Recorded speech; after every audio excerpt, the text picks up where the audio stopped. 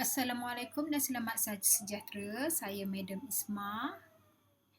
Video pada hari ini saya akan menyampaikan tajuk bab 10 iaitu kelestarian alam sekitar. Awak boleh buka muka surat 200. Kat sini ada soalan dia. Apakah maksud kelestarian alam? Bagaimanakah pencemaran alam mempengaruhi ekosistem?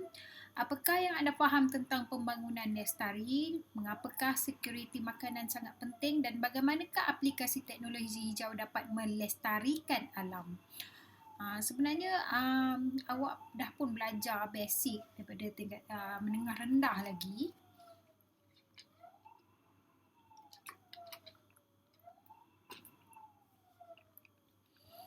Muka surat seterusnya. Dia ada tulis kat situ, dia ada nyatakan ejen kawalan biologi melestarikan alam sekitar. Ejen kawalan biologi merupakan teknologi berkonsepkan ekologi mengawal serangan serangga perosak sayuran tanah tinggi seperti kobe, salad dan tomato. Ini nama satu parasit, penyengat parasit dan langau merupakan contoh ejen kawalan biologi terbukti berkesan mengawal serangan serangga perosak. Teknologi ini merupakan strategi Institut Penyelidikan dan Kemajuan Pertanian Malaysia (MARDI) dan Jabatan Pertanian dalam menjamin kualiti serta sekuriti makanan negara selain dapat mengurangkan pencemaran alam sekitar. Sebenarnya kawalan biologi ni awak dah belajar pun masa sains tingkatan 2 tak silap saya. Saya ada ajar. Sebahagian daripada awak pun memang ada belajar dengan sains dengan saya kan, kalau awak ingat lagi lah. Ini adalah rumusan bagi bab ini, bab 10. Ada di muka surat 224. Pada video kali ini saya akan menerangkan tajuk ancaman alam sekitar dan pemeliharaan dan pemulihan ekosistem. Kita simpan dulu ni. Tengok ini lah. Yang pertama tadi ancaman alam sekitar.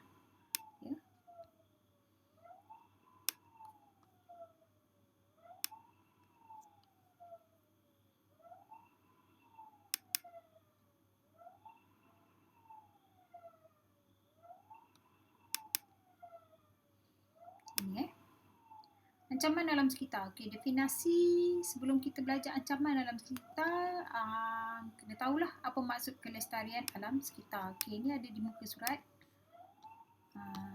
Inilah 202. Dia punya definisi dia ada di muka surat.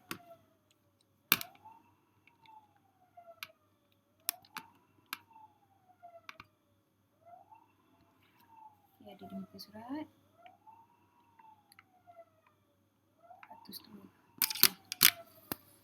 Apa maksud dia? Kat sini dah highlight kat situ. Saya suka buku SSM yang baru ni. Ada banyak maklumat, jadi tak perlulah awak beli buku ekstra sebenarnya. Kelestarian alam sekitar bermaksud keadaan alam sekitar yang kekal sama tanpa mengalami masalah kekurangan atau penurunan sumber semula jadi dan kualiti alam sekitar yang terjamin untuk satu tempoh yang masa yang panjang. Jadi kita hidup kat bumi ni, kat dunia ni, bukan kita fikir untuk diri kita buat masa sekarang ni. Kita kena fikir tentang masa depan kita, masa depan generasi kita. Jadi yang pertama sekali, bukannya kita fikir pekerjaan apa yang sesuai, itu memanglah pilih fikir juga, tapi dalam masa yang sama sebagai seorang manusia kita hendaklah mengekalkan kualiti alam sekitar. Sama-samalah kita bersama-sama. Tak kira lah awak ni orang yang berkepentingan ke, tak berapa berkepentingan ke, tapi saya rasa semuanya penting untuk melibatkan diri dalam mengekalkan alam sekitar ni. Jadi ini maksud kelestarian alam sekitar. Dia punya definisi dia.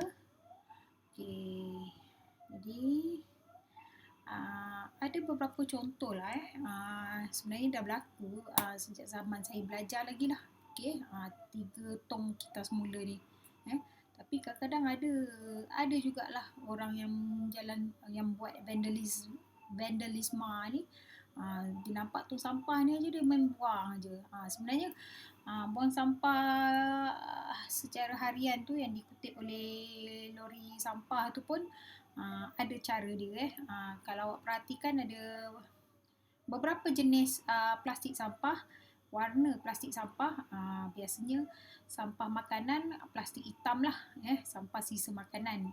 Okey, kalau sampah apa ni yang boleh bahan-bahan barang-barang material yang boleh dikitas mula, contohnya kertas, kaca, plastik, dia masuk dalam beg plastik yang warna biru atau warna putih, atau warna hijau. Jadi memudahkan orang yang kutip sampah tu untuk asing-asingkan sampah tu.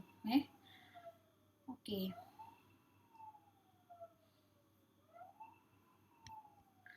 So, ancaman alam sekitar. Ancaman alam sekitar. Muka surat. Dalam rumusan tu ada 1, 2, 3, 4, 5, 6, 7. 7 Tapi 7 kenyataan ni ada yang saling berkaitan. Okey, antaranya 2 ni lah. Perubahan iklim dan pemanasan global. Okey, ada di muka surat 203. Okey, biasa soalan macam ni kalau tak ada perubahan sangat, soalan berkenaan alam sekitar ni ada banyak dalam soalan berbentuk esei lah. Jadi awak kena banyak membaca dan hafal. Okey. Yang pertama sekali perubahan iklim dan pemanasan global ni dia saling berkaitan. Okey, perubahan iklim ni maksud dia perubahan suhu bumi, perubahan suhu bumi, taburan hujan dan perubahan angin secara drastik. Okey. Perubahan ni dapat dilihat daripada fenomena kesan rumah hijau. Okey, apa maksud kesan rumah hijau ni? Siapa yang pernah belajar ni dengan saya, pernah saya terangkan kan. Apa itu rumah hijau? Rumah hijau tu bukan maksudnya rumah tu berwarna hijau. Okey, bukan jangan salah faham pula. Kalau awak pernah pergi Cameron Highland, ada satu kita panggil glass house. Kalau kat orang Mat Saleh dia panggil glass house lah. Kalau dekat Cameron Highland tu dia pakai plastik. Ni glass house dekat tapi ni rumah. Glass house for garden ni. Negara luar ni contohnya negara dia especially lah negara macam London kan, dia ada 4 musim. Jadi sekejap musim dia panas. Kalau panas pun tak sepanas kat negara kita lah. Dia masih lagi perlukan pakai baju baju sejuk kan. Dia ada rakyat dia yang suka bercucuk tanam ni. Jadi dia nak tanaman dia kekal dengan suhu. Jadi dia bina, siapa yang ada duit lah, dia akan bina ni lah, rumah hijau ni. Dia panggil glass house. Dia dipanggil greenhouse.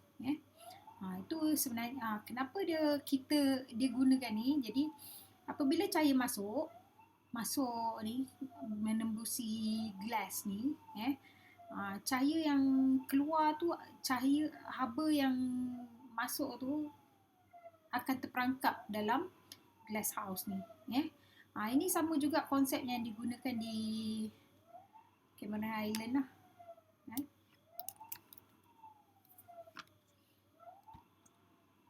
Sebab kat sana sejuk kan. Glass house untuk jalan-jalan pula.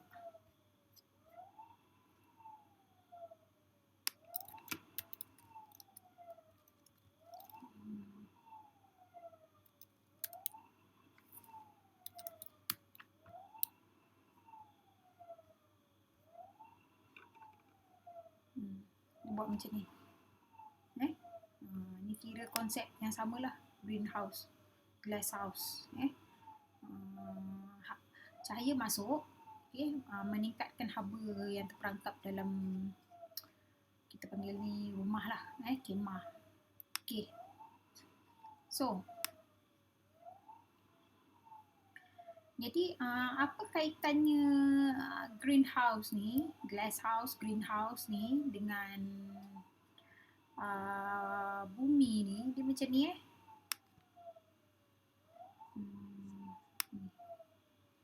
Okay.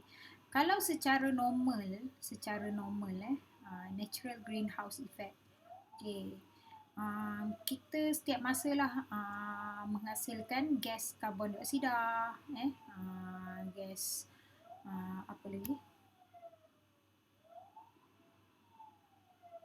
Semasa pembebasan tenaga haba. Apabila pancaran cahaya matahari memasuki atmosfera bumi, sebahagian daripada pancaran itu dipantulkan semula ke atmosfera bumi dalam bentuk sinar inframerah, sinar infrared, dia bebaskan balik. Okey. Lepas tu semasa pembebasan tenaga haba, kebanyakan daripadanya akan diserap oleh gas rumah hijau seperti gas karbon dioksida, gas metana, gas nitrogen oksida dan gas klorofluorokarbon. Semua tu ada secara natural lah dekat satu lapisan pada atmosfera bumi. Ini atmosfera. Okay. Bila cahaya matahari masuk, kita panggil solar lah, radiasi daripada solar ni. Okay. Ada yang dapat dipantulkan semula, more heat escape into space, banyaklah yang dibebaskan semula, dan ada yang masih lagi terperangkap dekat atmosfera ni. Sebenarnya haba yang terperangkap tu bagus jugalah. Memastikan suhu bumi tidak terlalu sejuk untuk kemandirian organisma. Jadi sesuailah untuk kehidupan. Kita juga perlukan haba, walaupun sebab negara kita je yang sentiasa panas kan. Tapi panas pun ada masa hujan. Ada negara tu boleh dikatakan dalam setahun tu tiap-tiap hari dia panas, macam kemarau, macam di gurun Sahara kita panggil. Kalau kita ni masih lagi ada dapat hujan, ada pergerakan udara. Okey, itu dia punya inilah kebaikan dia sebenarnya. Itu pun kebaikan dia apabila berlaku dalam keadaan natural. Tapi apa yang menyebabkan dia dah tak berapa semula jadi? Apabila kebanyakan gas, contohnya gas karbon dioksida terbentuk, ini terbentuk secara semula jadi. Walau bagaimanapun, aktiviti manusia telah menyebabkan kepekatan gas-gas ini meningkat dan lebih banyak tenaga haba terperangkap. Dan ini kita panggil kesan rumah hijau. Yang inilah. Contohnya melakukan pembakaran, aktiviti kilang, kenderaan, penggunaan kenderaan. Jadi lebih banyak gas-gas ni yang di-highlightkan ni, lebih dia punya kepekatannya meningkat. Jadi kalau sini dia punya lapisan dia tak berapa tebal, kat sini jadi tebal. Jadi bila cahaya solar ni masuk, kurang yang dilepaskan semula ke angkasa lepas. Jadi banyak yang terperangkap. Bila terperangkap ni kita panggil pemanasan global. Panas. Apabila berlaku pemanasan global, maka akan mengganggu iklim semula jadi di bumi lah. Berlaku perubahan iklim. Okay. Ini adalah contoh El Nino dan La Nina. Okay. Keadaan ni memang jarang-jarang berlaku lah. Ni masa berlaku pun masa saya sekolah menengah dulu. Okay. Diharap bila dah berlaku keadaan ni, jadi banyak ramai kalangan manusia ni dia dah mula terbuka, minda, saintis pun dah mula terbuka untuk mencipta penggunaan bahan-bahan ni dapat dikawal, dan juga manusia pun dia boleh berfikirlah, boleh sama-sama membantu. Contohnya kalau kita tak nak pembakaran bahan api fosil iaitu melalui kenderaan, kita tak nak banyak sangat, terlalu bebas. Jadi biasanya kita mengamalkan kongsi kenderaan, naik kenderaan awam, naik basikal. Itu adalah daripada pendadahan lah, kempen berterusan, pendidikan. Okey. Ini sama je yang macam saya tunjuk ni.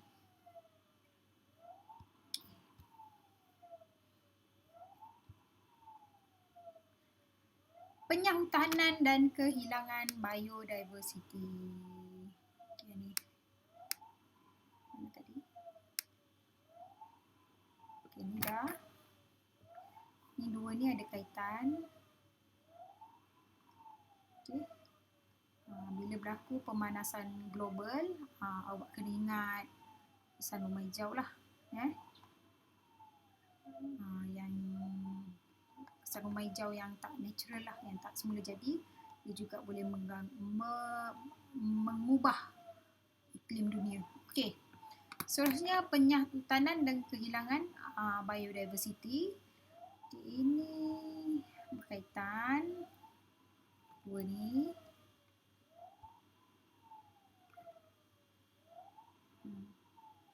Penyahutanan ni maksudnya kita manusia ni banyak, boleh dikatakan setiap masa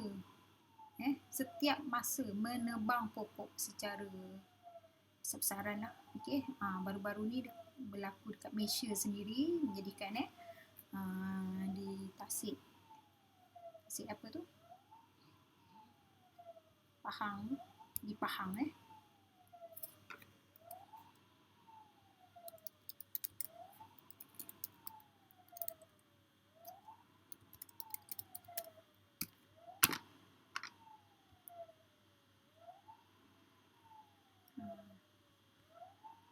inilah ni, kat negara kita sendiri berlaku.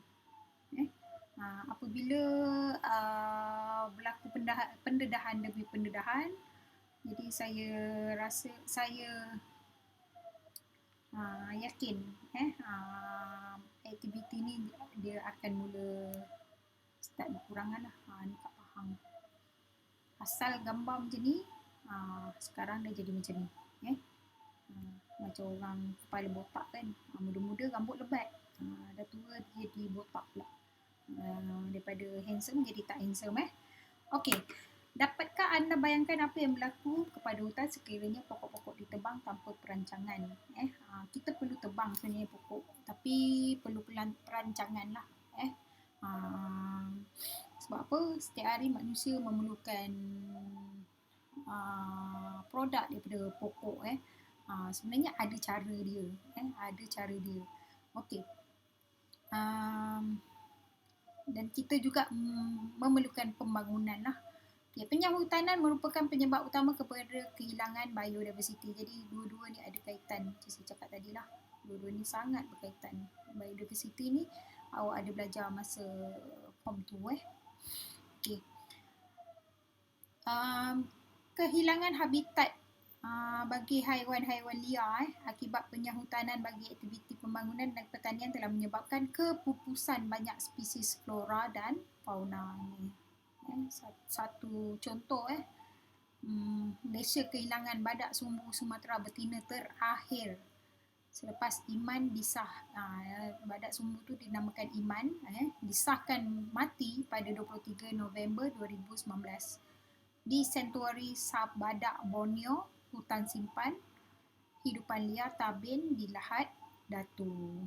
Okay, dia mengalami ketumbuhan pada uterusnya beberapa tahun sebelum mati. Jadi dia tak dapat melahirkan generasi lah bagi badak sumbu. Jadi kita dah kepupusan. Okey.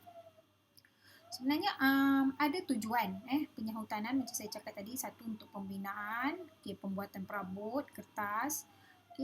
Lepas tu melombong mineral. Kat tanah hutan tu ada mineral, boleh sebagai pendapatan negara lah salah satunya. Okay, membuka kawasan tu aktiviti pertanian, lepas tu membina kawasan perumahan dan jalan raya. Tapi kesan negatif dia ialah hakisan tanah lah.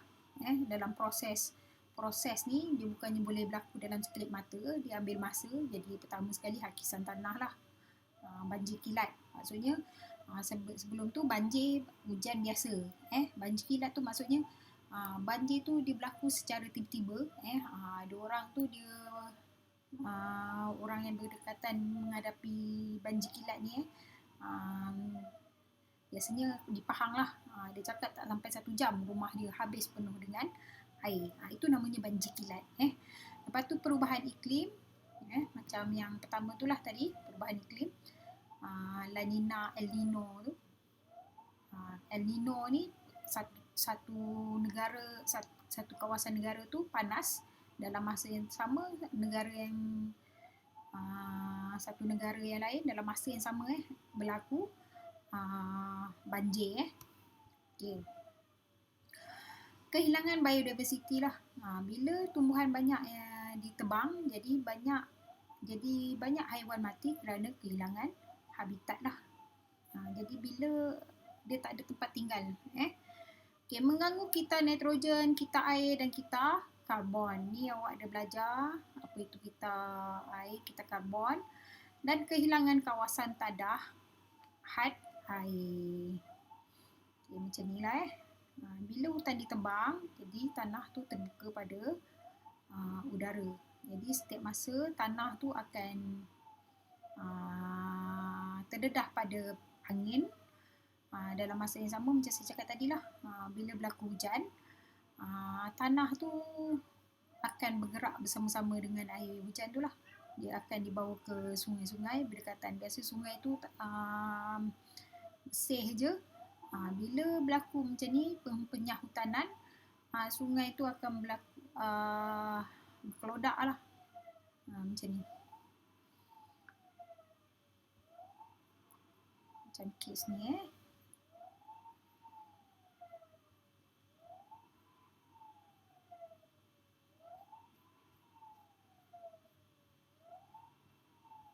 Bila banjir je, air banjir tu dia berwarna keruh ni.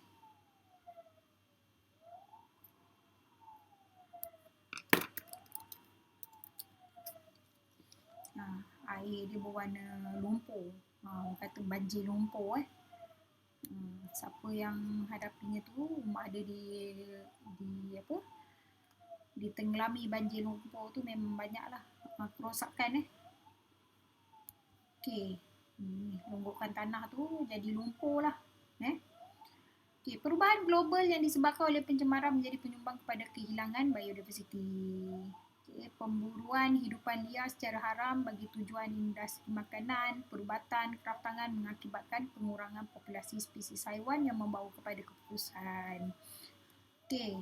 Selain daripada tu kejadian hujan asid lah menyebab air menjadi pH air rendah. pH air rendah tu maksudnya asid lah.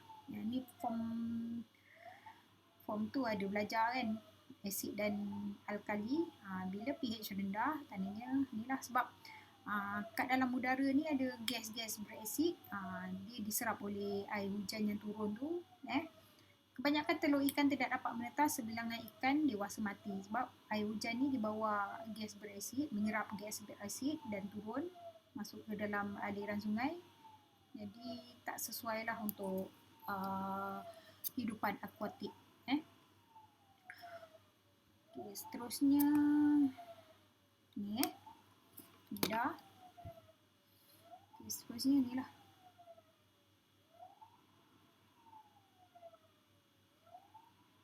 Okay, euro pula, ingat bola sepak apa. Okay, eutrofikasi. Okay, maksud dia ialah peningkatan pertumbuhan alga, kematian hidupan akuatik dan kemerosotan kualiti air. Ini disebabkan oleh apa? Manusia ni dia dah tebang pokok, tebang hutan, lepas tu dia buat peladangan secara besar-besaran. Okey, dia biasanya buat peladangan tu dia mestilah nak tanaman dia subur. Jadi dia akan racunlah serangga, okey. Racun serangga, lepas tu dia nak racun serangga tu untuk mengurangkan kerosakan serangga terhadap tanaman. Lepas tu dia tabur baja pula. Jadi bahan-bahan yang digunakan tu sedikit sebanyak boleh merosakkan ekosistem air. Macam mana dia merosakkan ekosistem air? Okey, bila hujan, baja racun serangga tu akan dibawa ke aliran sungai. Okey, eutrofikasi merupakan proses sesuatu ekosistem air menjadi kaya dengan nutrien yang menyebabkan perubahan struktur ekosistem tersebut. Especially baja lah. Baja. Tumbuhan kan suka baja. Jadi dalam aliran air tu ada hidup tumbuhan seperti alga. Dia bila dapat baja, dia akan hidup subur lah. Bila hidup subur, macam ni. Dalam air, alga ni biasanya awak pernah tak tengok kat dalam longkang parit ke apa kan, ada tumbuhan macam apa ni, rumpair kat permukaan dia ni. Tiba-tiba dia jadi macam lebat je kan, subur je kat permukaan air ni. Di permukaan air ni warna ni kan, warna biru. Okey. Lepas tu bukan saja yang ada di permukaan air, kat dasar ni pun ada tumbuhan yang hidup, tumbuhan macam rumpair di permukaan, lepas tu ada tumbuhan yang hidup di dasar. Okay, bila dapat baja daripada kawasan peladangan atau pertanian, jadi tumbuhan akuatik, kita panggil tumbuhan akuatik lah. Tumbuhan akuatik ni bila dapat baja, dia akan hidup subur lah. Hidup subur. Awak mesti cakap, hidup subur lagi, bagus, jadi makanan. Masalahnya bila dia hidup subur, sampai dia menutupi permukaan air ni, jadi hidupan akuatik ni dia tak dapat, dia pun perlukan cahaya dan perlukan oksigen. Contohnya macam ikan, ikan lah paling ni. Ikan perlukan oksigen. Jadi bila dia seolah-olah terperangkap dalam ni, lama-lama air ni pun akan menjadi keruh lah, disebabkan oleh banyak sangat tumbuhan yang subur kat dalam ni.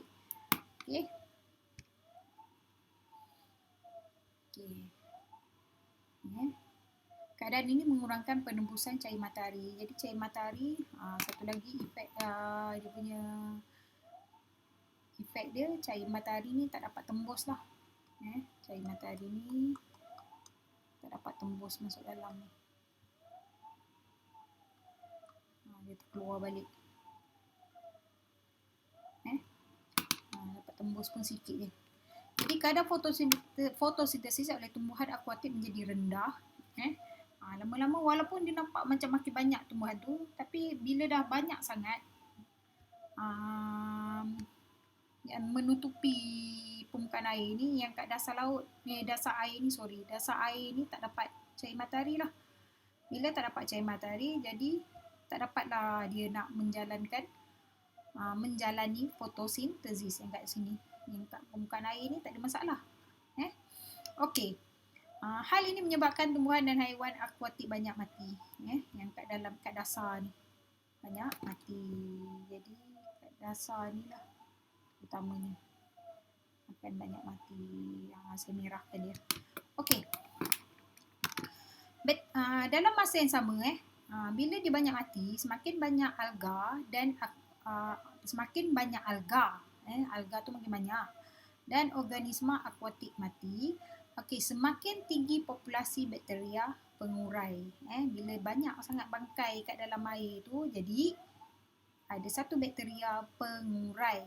Dia akan menguraikan haiwan dan tumbuhan mati tu dengan kehadiran oksigen. Bila dia gunakan setiap masa, lama-lama oksigen dalam air ni akan jadi Dalam air ada oksigen akan menjadi pengurangan oksigen yang melampau dalam air. Jadi kita boleh detect oksigen dalam air tu ada banyak ke ada sikit. Kita akan buat satu ujian lah. Kita panggil ujian BOD. BOD test. Okay. Maksud BOD ialah Biochemical Oxygen Demand. Ataupun dalam bahasa Melayunya, keperluan oksigen biokimia. Ini ada dalam eksperimen wajib sebenarnya. Okay.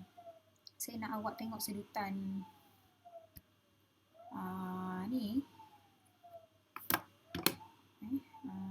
Nanti saya bagi link lah.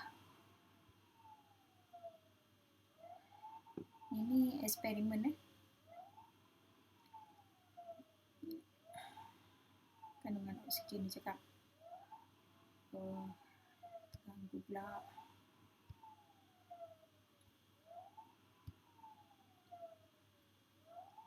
Biokimia, sumber air berbeza.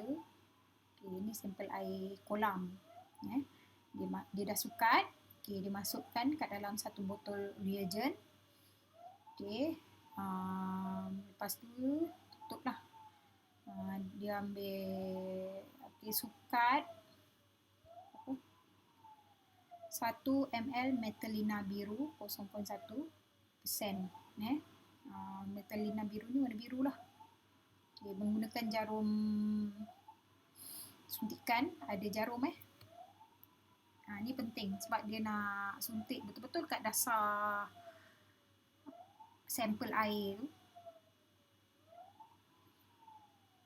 Lepas tu tutup rapat. Jangan goncang, dia kata. Lepas tu masukkan botol tadi tu dalam tempat gelap. Dan boleh start lah. Ambil masa. Boleh dia guna air sungai. Lepas tu tadi air turasan, air hujan. Tadi air kolam yang pertama sekali. Dia punya tu sama je kaedah dia masukkan metalina biru. Isi padu air pun sama banyak lah. Setiap jam perhatikan warna biru tu. Metalina biru tu. Dan catatkanlah perubahan.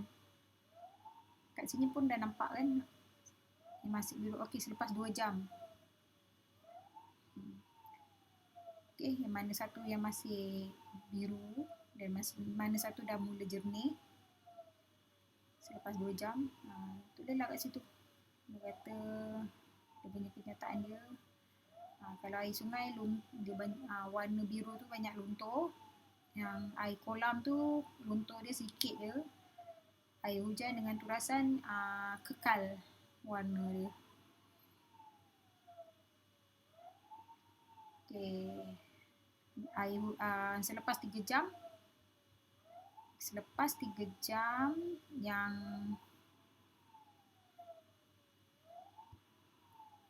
tajuk pula dia ni. Selepas 3 jam luntur sepenuhnya air sungai, luntur sedikit iaitu air kolam, air turasan dan air hujan. Kekal. Tadi dia kata luntur sedikit. Tajuk betul. Luntur sedikit air kolam, luntur sepenuhnya air sungai, kekal warna dia air turasan dan air hujan. Dia punya jadual dia macam ni. Jadi apa dia punya kesimpulan yang dia dapat?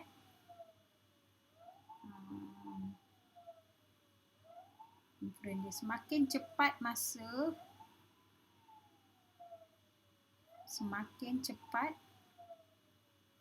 pelunturan, semakin kurang kandungan oksigen. Semakin cepat. Saya ulang balik. Inference dia. Semakin cepat masa pelunturan, semakin kurang kandungan oksigen dalam air. Kesimpulannya, Air sungai mempunyai kandungan oksigen paling sedikit dan sangat tercemar, jadi tidak selamat diminum. Sebab dia kata tadi sini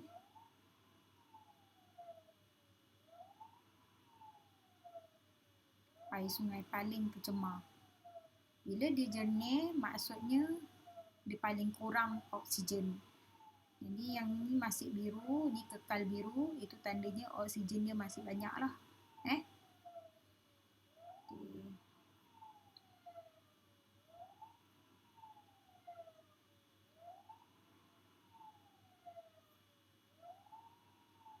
Dah tamat. Nanti saya beri link lah. Okey.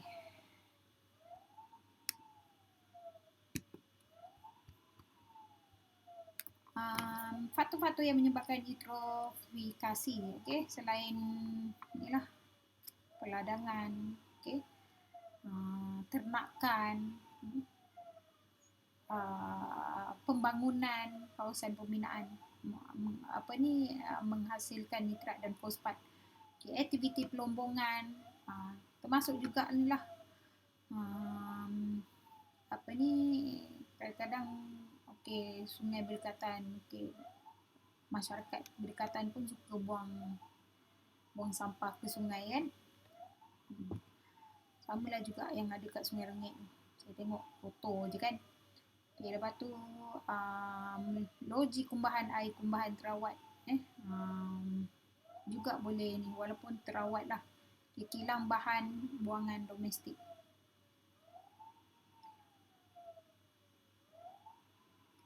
Okay, keperluan BOD. Ya, keperluan oksigen biokimia ialah jumlah oksigen yang diperlukan oleh mikroorganisma seperti bakteria dan kulat untuk menguraikan bahan organik di dalam air. Okay, BOD yang tinggi menunjukkan kualiti air sumber air tersebut rendah. Dan menandakan terdapat banyak bahan organik serta mikroorganisma pengurai di dalam air. Macam tadilah, air tu dia cepat jernih, air sungai tu, itu menandakan ada banyak pengurai lah yang menggunakan oksigen dalam air sungai tu. Dan air sungai tu paling tercemar lah. Walaupun nampak macam jernih je, jangan tertipu. Okey, ni lah ni eksperimen tadi. Sepatutnya awak kena ambil masa lah, masa pelunturan. Okey, seterusnya ni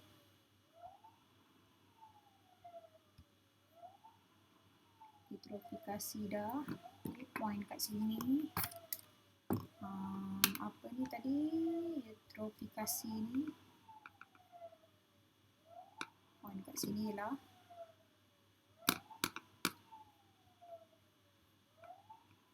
Mana? Dah hilang dah.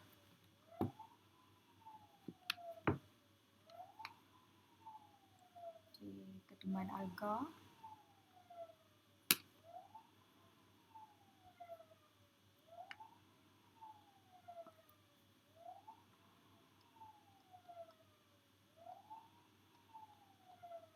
Lepas tu kematian kehidupan akuatik.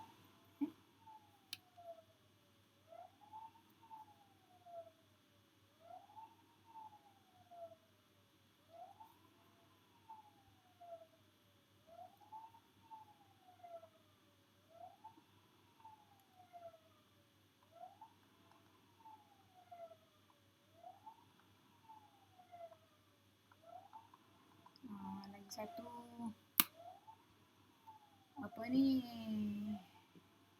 kemerosotan kualiti air lah. Itu awak kena ingat point BOD tu. Okey, pencemaran. Ni sentiasa ada tajuk ni bagi setiap subjek sains. Pencemaran udara, pencemaran terma. Pencemaran udara ni yang ada kat udara ni lah. Pembebasan gas-gas toksik, debu, habuk, jerebu. Okey, pencemaran terma ni jarang dengar. Ini adalah kemerosotan kualiti air akibat penyingkiran haba yang berlebihan ke dalam air. Banyak ikan mati disebabkan peningkatan suhu air sungai lah. Ikan tu kalau awak ingat lagi, dia ikut suhu badan ikan ni. Ingat tak poikiloterma, homoeotherma kan? Tu form tu dah belajar kan? Jadi bila tiba-tiba suhu meningkat air sungai tu, dia dah tak boleh nak follow. Jadi dia matilah. Air panas digunakan sebagai ejen penyejuk untuk menyejukkan generator di dalam kilang industri dan stesen jana kuasa elektrik. Jadi air panas yang terhasil ni disalurkan kembali ke sungai. Kalau kita suka benda air panas, time sejuk lagi sekolah tu kan. Tapi haiwan dan tumbuhan akuatik ni tak biasa. Bagi setengah spesies, peningkatan suhu air secara mendadak boleh menyebabkan kematian serta merta. Bagi organisma seperti alga, suhu yang lebih tinggi akan menggalakkan pertumbuhan. Macam saya cakap tadi lah, bila alga tu hidup dengan meriahnya, maka itu juga boleh membantu kematian hidupan akuatik yang kat dalam tu lah, dalam air tu. Macam tadilah, macam kes eutrofikasi ni, bila alga ni dah subur hidup, dia meningkatkan tahap BOD air lah. Jadi air tu dia punya kualiti dia merosot. Pencemaran bunyi, menyebabkan tekanan darah tinggi, marah je kan dengar bunyi bising. Penyakit kardiovaskular, sakit jantung, kemurungan dan sakit kepala. Jadi kalau awak suka dengar muzik menggunakan headphone tu, jadi kurang-kurangkan lah. Ledakan pertumbuhan populasi manusia. Ledakan menyebabkan inilah, manusia nak tempat tinggal kan. Jadi dia menyah hutanan, kehilangan biodiversiti. Bila berlaku penyahutanan, jadi kehilangan biodiversiti dan seterusnya pemanasan global ni semua dah terangkan ke atas tu. Bila manusia, pertambahan populasi manusia tu, pemetaan air dan sumber daripada penduduk tempat juga tidak dapat diuruskan sepenuhnya dengan sumber alam sekitar yang ada di kawasan tu. Sumber tu pun jadi terhad lah. Selain itu, sistem pembuahan juga akan menimbulkan ancaman pencemaran kepada alam sekitar sebab berlaku pertambahan populasi manusia, jadi berlaku pencemaran alam sekitar.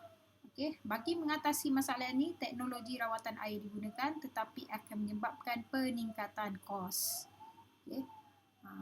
Tak mustahil satu masa nanti bila kita sekarang ni kita buang air yang telah kita gunakan di setiap rumah ni menggunakan sistem pembahan yang sedia adalah, tak mustahil satu masa nanti setiap rumah ni diwajibkan membayar kos untuk rawatan air supaya air ni dapat dilepaskan semula ke alam sekitar.